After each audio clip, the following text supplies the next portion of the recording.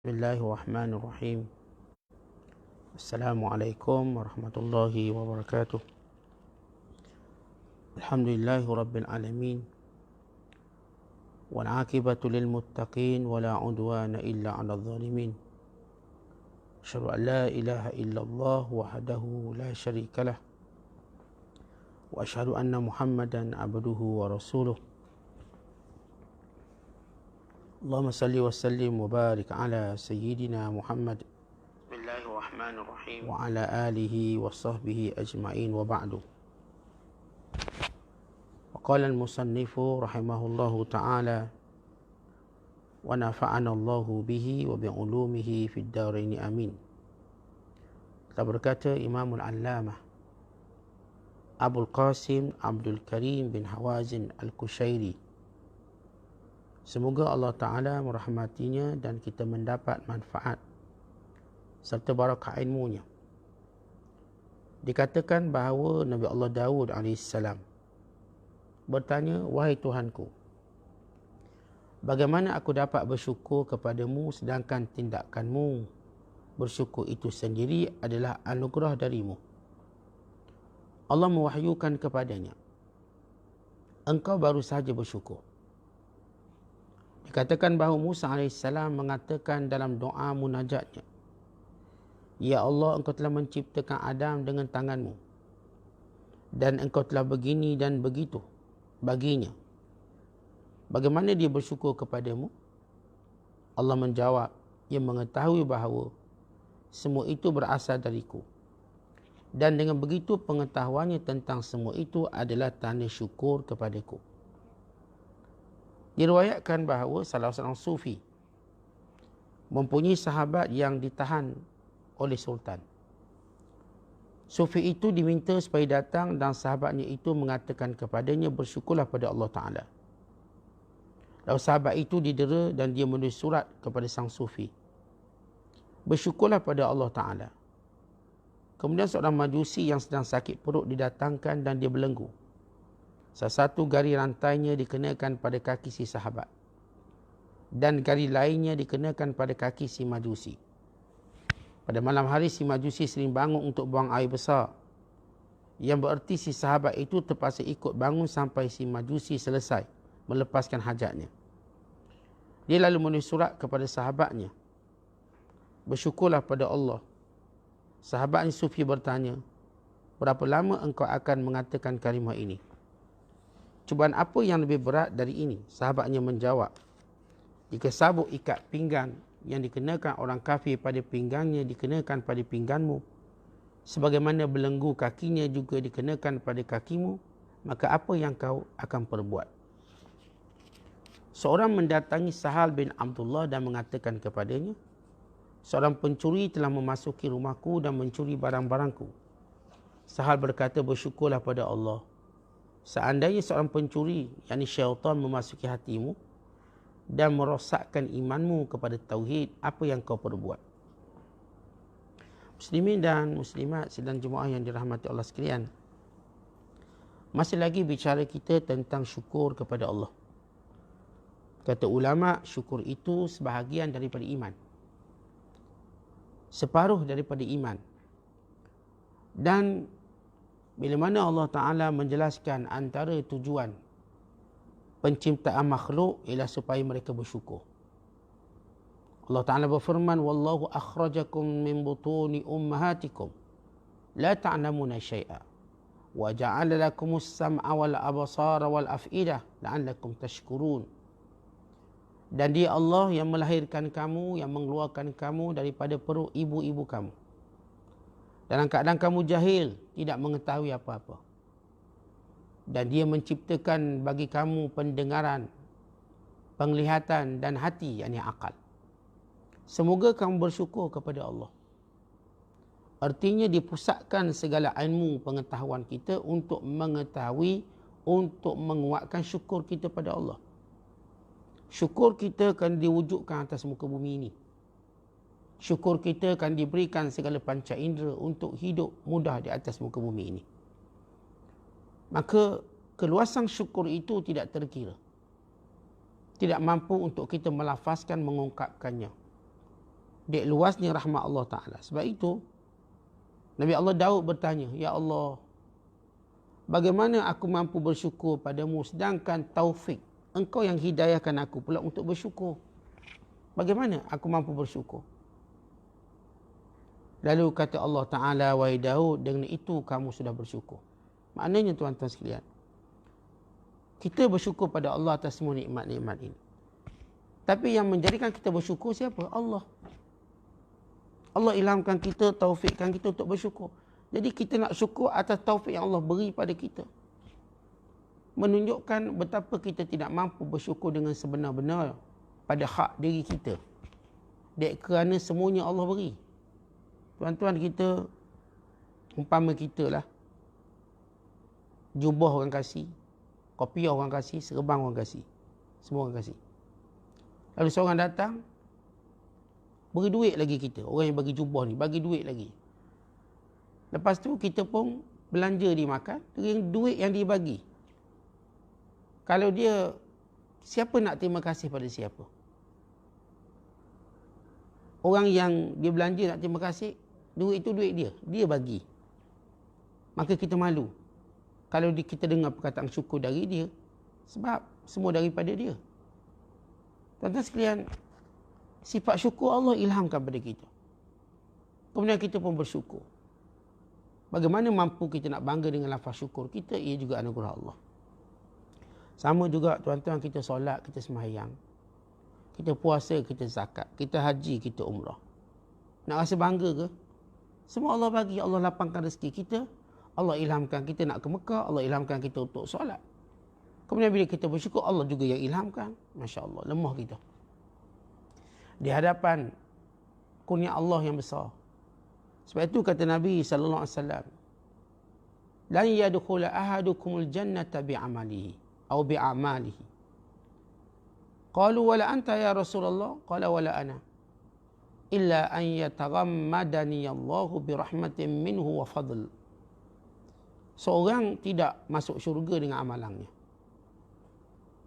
Lalu para sahabat kata, Tuhan juga begitu, tak masuk syurga dengan amalan. Nabi kata, ya. Tetapi kerana Allah melimpahkan kepadaku rahmat dan kurniaannya. Apa maksudnya tuan-tuan sekalian? Maksudnya ialah nikmat yang Allah bagi berbanding ibadat yang kita buat tak mampu untuk membalas nikmat tadi. Kita dah sebut semalam. Kalau seorang ibadat 500 tahun, dia bangga dengan ibadat 500 tahun, lalu ditimbang dengan satu nikmat mata, nescaya hebat lagi nikmat mata tadi. Artinya syukur itu luar biasa. Syukur kita pada Allah sehingga menghilangkan diri kita. Maksudnya saya tak nampak kerana saya hebat, saya bijak. Saya buat tak, ni Allah. Ini semua dari Allah. Tak ada dari sayanya. Dan semua kebaikan-kebaikan, ketaatan saya pada Allah ini dari Allah. Saya syukur pada Allah kerana memberikan kemuliaan ini. Nabi Musa kata, Ya Allah, Engkau telah menciptakan Adam dengan tanganmu. Secara langsung, bukan melalui air mani. Dan Kau berikan nikmat kepadanya banyak. Masuk syurga, nikmat isteri. Maka Musa AS membilang-bilang nikmat. Bagaimana dia berhadapan dengan semua nikmat itu? Lalu kata Allah, dia mengetahui semua itu berasal daripadaku. Pengetahuan itulah tanda disyukur pada aku. Artinya tuan-tuan sekalian, bukan sekadar kita menyebut perkataan Alhamdulillah. Tapi kita tahu ni semua dari Allah. Kalau orang kata ni, Abang Mak ke buat ni? Ya Allah, ini semua dari Allah. Allah yang ilhamkan saya. Ni Kak Joh ke buat benda ni semua? Ya Allah, ini bukan Kak Joh tak mampu. Ini ilham dari Allah. Ini pertolongan Allah. Ini nikmat yang Allah bagi. Tuan-tuan, bila kita mengakui dan mengiktiraf semua ini datang dari Allah, itulah syukur. Dia disebut dalam satu hadis Nabi SAW. Nabi kata apa? Man an'amallahu ala 'abdin ni'matan fa'alima annaha min 'indillah illa kataballahu lahu syukraha. Wa ma 'alima Allahu min 'abdin nadamatan ala dhanbin illa ghafarallahu lahu qabla an yastaghfirahu. Wa innar rajula yashtari ath-thawba bid-dinar yalbasahu fayahmadallaha fayahmadullaha fama yablughu rukbatai hatta yaghfira lahu. Dalam hadis baginda sallallahu alaihi wasallam menyatakan, tidaklah Allah memberi nikmat kepada seorang hamba dan hamba itu mengetahui nikmat ini dari Allah, melainkan Allah catat tulis dia sebagai orang bersyukur. Maknanya tuan-tuan, kita kena tahu ni dari Allah. Bukan sekadar kita sebut alhamdulillah, pada hati kita tengok hebat aku buat, sebab tu jadi. Tak, ini dari Allah. Siapa yang Allah beri nikmat dan dia mengetahui ini dari Allah, Allah tulis dia sebagai orang yang bersyukur. Dan mana-mana hamba Allah yang menyesal selepas buat maksiat, maka Allah ampunkan dia sebelum dia minta ampun. Dia buat maksiat menyesal cepat. Sebelum dia kata astaghfirullah, Allah dah ampun dulu dah. Sebab itu disebut an-nadam, taubah. Menyesal itu taubat. Dan kata baginda sallallahu alaihi wasallam, sesungguhnya seseorang itu kalau dia membeli bajunya dengan harga 1 dinar. 1 dinar ni mahal lah, sekeping duit emas. Berapa si dinar hari ni? Mahu RM1,000. Untuk dia memakainya, lalu dia memuji Allah, sebelum sampai ke lututnya, Allah dah ampun dosa dia. Sebab dia syukur. Tuan-tuan, kita beli kereta mahal ni, kereta. Waktu kita naik, kita sebut alhamdulillah, syukur pada Allah. Mereka Allah ampun dosa kita. Tuan-tuan, kita beli makanan, sedap makanan ni. Ini makanan yang Masya Allah, wayu, makanan wayu. Daging lembu wayu. Kita beli sikit, nak rasa lah lembut tak lembut. Belum sempat kita sebut alhamdulillah, kita tahu ini dari Allah, mereka Allah ampunkan dosa kita. Kita, tuan-tuan sekalian, beli rumah. Lalu kita sebut alhamdulillah, kita syukur pada Allah. Alhamdulillah, belum sempat kita masuk rumah, Allah dah ampun dosa kita. Kita, tuan-tuan, berkahwin. Kahwin, bayar mas kahwin. 10,000 ke 5,000. Lalu kita bersyukur pada Allah, belum sempat bersama isteri dan pasangan kita, melainkan Allah ampunkan dosa kita. Maknanya katanya, siapa yang mengeluarkan duit dia, kemudian bersyukur atas apa yang diperolehinya, dianugerahkan Allah Ta'ala dengan keampunan. Siapa pun. Sebab itu tuan-tuan, bila beli kereta, kenderaan, beli rumah, sebut alhamdulillah. Syukur pada Allah, Allah bagi. Bila apa-apa pun yang mula kita peroleh, sebut alhamdulillah, melainkan Allah ampunkan dosa kita. Ini sebut dalam hadis Nabi sallallahu alaihi wasallam. Ada seorang sufi, kawan dia masuk penjara. Dan dia pun hantar surat pada kawan dia, sabarlah. Syukur pada Allah. Kata dia, syukur pada Allah. Banyakkan bersyukur. Yang agak sukar seorang berada dalam musibah untuk bersyukur. Sebenarnya dalam musibah itu masih banyak nikmat. Sebab itu, seperti sabar itu tenggelam dengan lafaz syukur. Sabar itu seperti tenggelam dengan lafaz syukur. Maksud saya, tuan-tuan, itulah bila kita kena dapat satu ujian, nak sabarlah. Kena sakit kaki, sabar.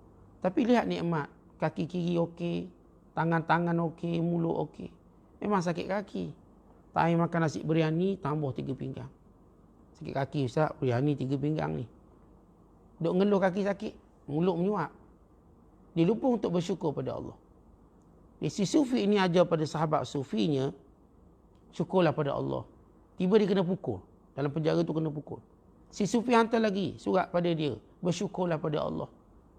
Tiba datang seorang majusi. Majusi ni dia sakit perut.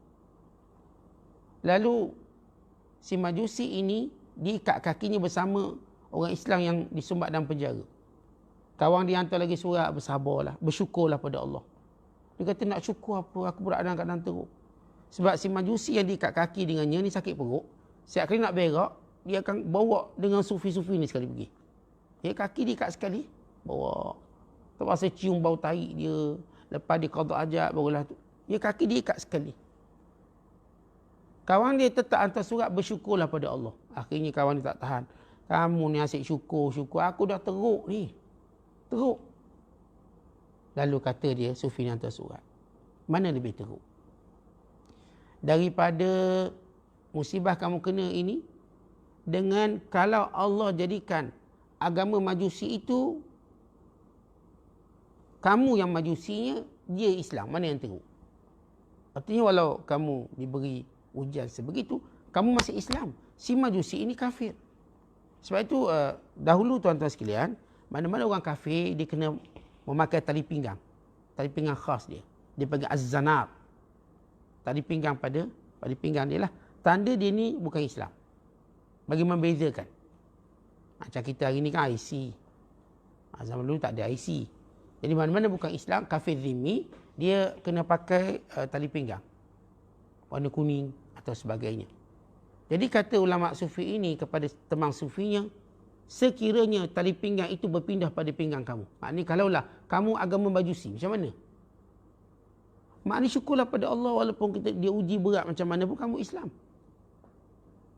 Kita sebab itu tuan-tuan, bila kita tengok orang kafir dengan segala nikmat, tak payah cemburu. Kita Allah beri Islam yang lebih mahal daripada nikmat-nikmat yang lain. Maka bersyukurlah pada Allah. Saya masih Islam. Keluarga saya Islam. Mak ayah saya Islam. Walaupun mak kita bukanlah orang kaya, bukanlah orang sekian-sekian, tapi mak saya Islam. Saya syukur pada Allah. Saya Islam. Anak-anak saya Islam. Maka ini adalah nikmat. Sahab bin Abdullah, seorang mengadu kepada dia, rumah masuk pencuri, habis barang kena curi. Kata syukurlah. Cuma pencuri masuk rumah. Bukan syaitan yang masuk hati kamu. Kalau syaitan masuk hati kamu, dicuri iman kamu, itu lagi teruk. Tuan-tuan sekalian, sebab itu saya katakan, setiap kali datang musibah, nikmat-nikmat yang lain, jangan kita tak pandang. Allah uji kita dengan musibah, apakah kita masih bersyukur pada Allah? Ya memang mudah manusia bila dapat nikmat menyebut Alhamdulillah dan syukur. Tapi bila diuji seketika, boleh tak dia bersyukur lagi? Sebab itu baginda SAW, kalaupun diuji, dia tetap berkata Alhamdulillah yang ala kulli hal. Apapun segala puji bagi Allah. Kerana di sebalik ujian-ujian itu, nikmat-nikmat yang kekal masih banyak. Tidak terkira, tidak terhitung banyaknya.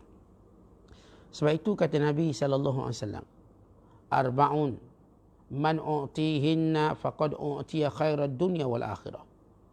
Qalban syakiran, wa lisanan dhakiran, wa badanan alal bala'i sabiran, wa zawjatan la tabghihi khawnan fi nafsiha wala fi malihi.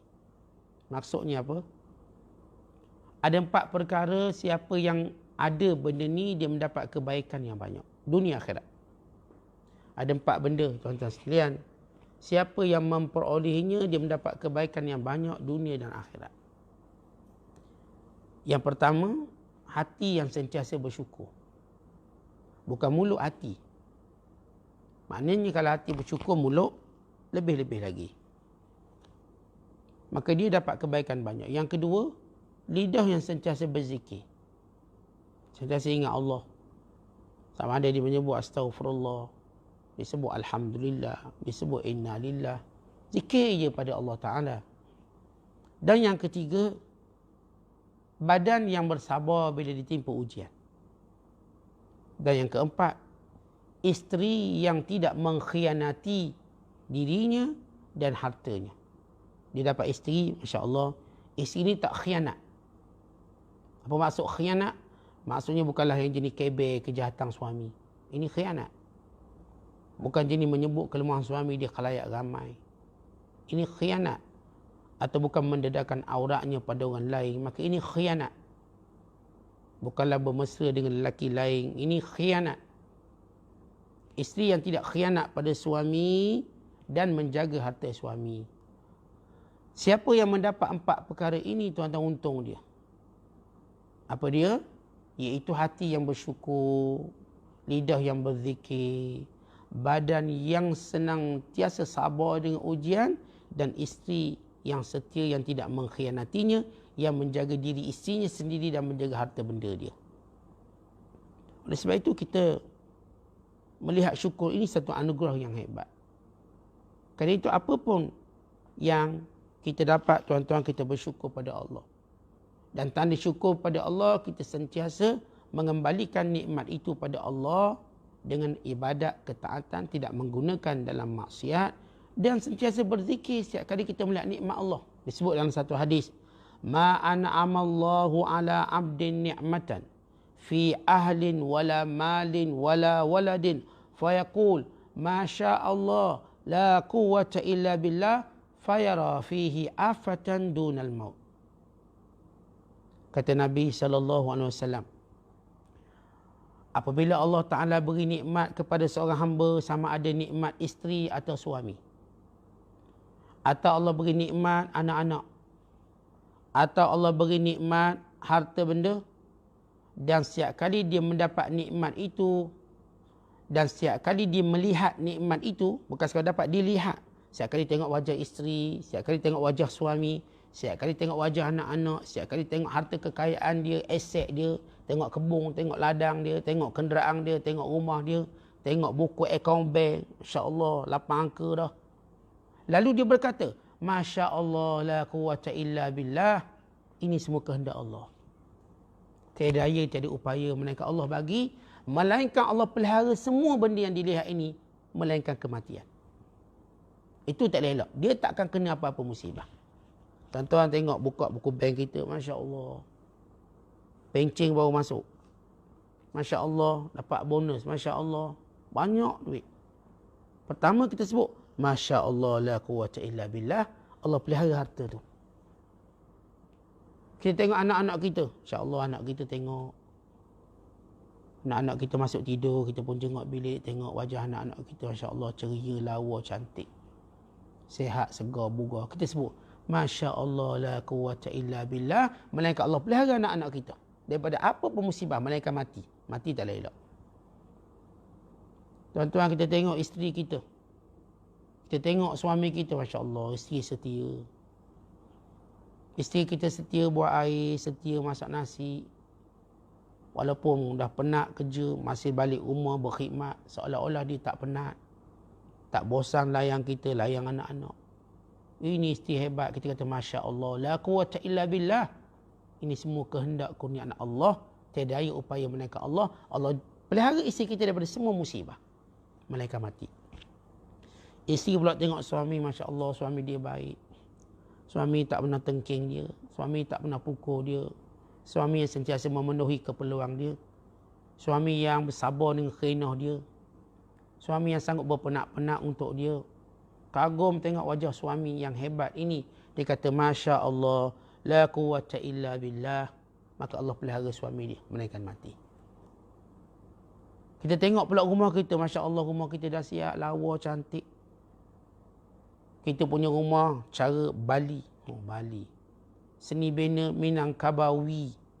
Seni bina rumah kita, Masya Allah, pantai timur, ukiran tradisional.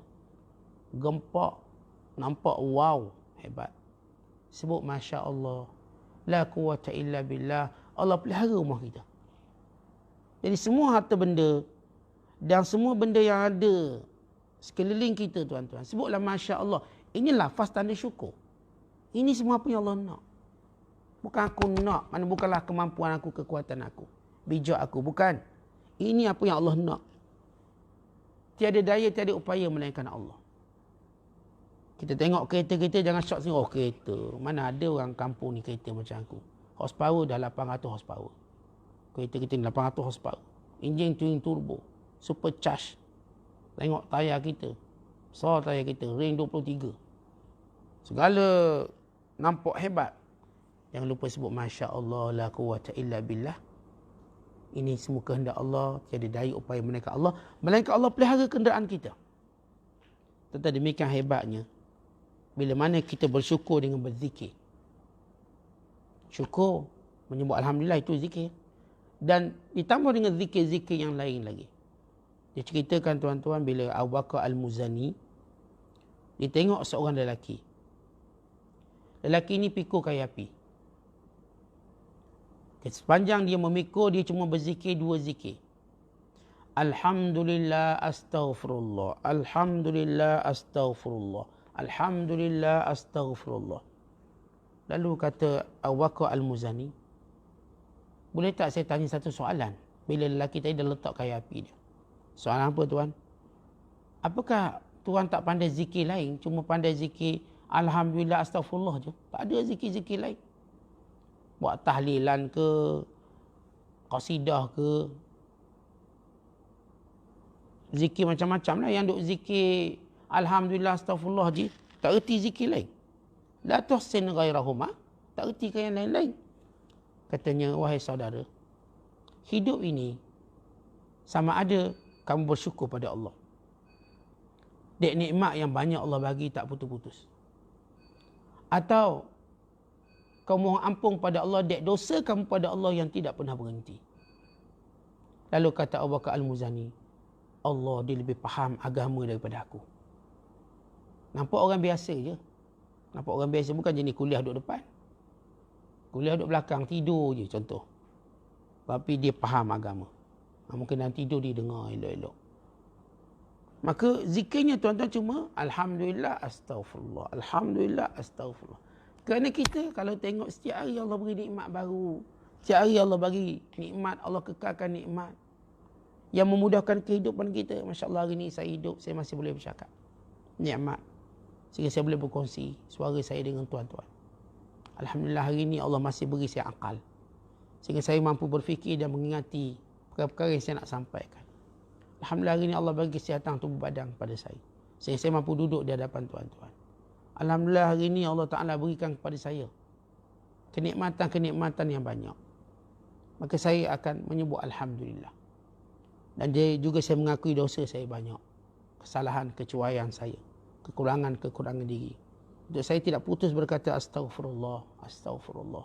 Ya Allah ampunkan dosaku, Ya Allah ampunkan dosaku. Inilah hidup. Dan hidup kita tak boleh lari daripada kedua-dua hakikat ini. Kerana itu tuan-tuan sekalian, mari sama-sama kita bersyukur kepada Allah Ta'ala dan setiap tindakan kita dan setiap perbuatan kita. Dan ingat apa pun yang kita dapat daripada nikmat-nikmat Allah, katakan ia dari Allah. Dan aku ia dari Allah. Dan balaslah dengan perkataan Alhamdulillah secara ringkas atau Masya Allah la quwwata illa billah. Moga Allah pelihara nikmat-nikmat yang Allah berikan pada kita. Moga nikmat-nikmat ini menjadi pembantu kita untuk melakukan ibadat dan ketaatan padanya. Dan Allah ampunkan segala kekurangan, kesalahan, kecuaian kita. Wallahu a'lam bissawab. Wassalamualaikum warahmatullahi wabarakatuh.